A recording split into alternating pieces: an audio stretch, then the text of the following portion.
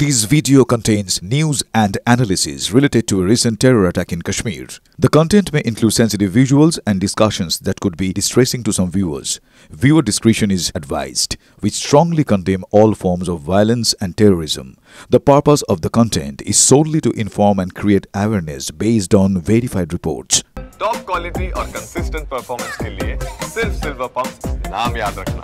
LOC पर मौजूद हूँ और यहाँ पर आपको दिखा रही हूँ लाइट फील्ड गन जो कि 17,000 मीटर से भी ज्यादा तक की दूरी तक दुश्मन को दाग सकती है। वो किस तरह से ऑपरेट होती है, LOC पर किस तरह से ये काम करती है, पूरी कार्रवाई मैं आपको यहाँ पर दिखा रही हूँ।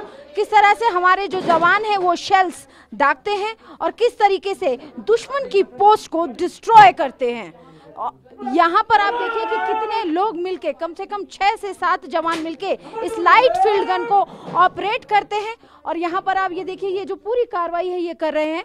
यहाँ पर खास बात ये है कि इसको एक लोकेशन से दूसरी लोकेशन तक मूव किया जा सकता है, डिप्लॉय किया जा सकता है। हमारे पास ऐसी टेक्नोलॉजीज हैं जो मेड इन इंडिया हैं, जिनके ऊपर हमने बहुत ट्रेनिंग करी है और टारगेट के प्रकट होने से उसकी कम्युनिकेशन, उसकी कंप्यूटेशन और उसके ऊपर वापस फायर करना और फिर पोस्ट स्ट्राइक डैमेज असेसमेंट करना, ये जो पूरा किल चेन है ये फुल्ली ऑटोमेटेड और फुल्ली नेटवर्क्ड है।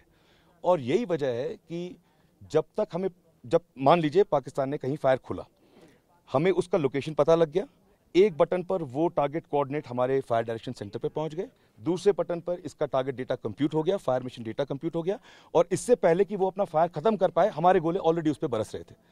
तो इसका उसके पास कोई जवाब नहीं था और वही रीजन है कि यहाँ पर हमारा पूरा वर्चस्व रहा। इस तरह से पहलगाम का अटैक हुआ। पहलगाम अटैक के बाद हमारी जो जवान थे उन्होंने अपनी सिचुएशन, अपनी लोकेशन को बिल्कुल अलर्ट मोड पे रखा।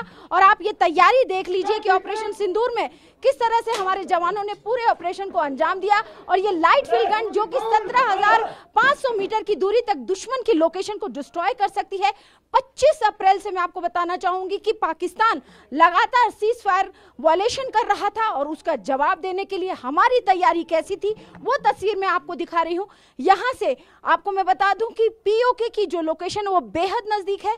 एक unidentified location line of actual control की है, वहां पर मैं ये रिपोर्टिंग कर रही हूँ, लेकिन आपको दिखा रही हूँ कि किस तरीके से हमारे जवानों ने लाइट फील्ड गन को ऑपरेट किया और अपने पूरे ऑपरेशन को अंजाम दिया। वीडियो जर्नलिस्ट अशोक चौहान के साथ अंजू निर्वाण, TV9 भारतवर्ष, LOC।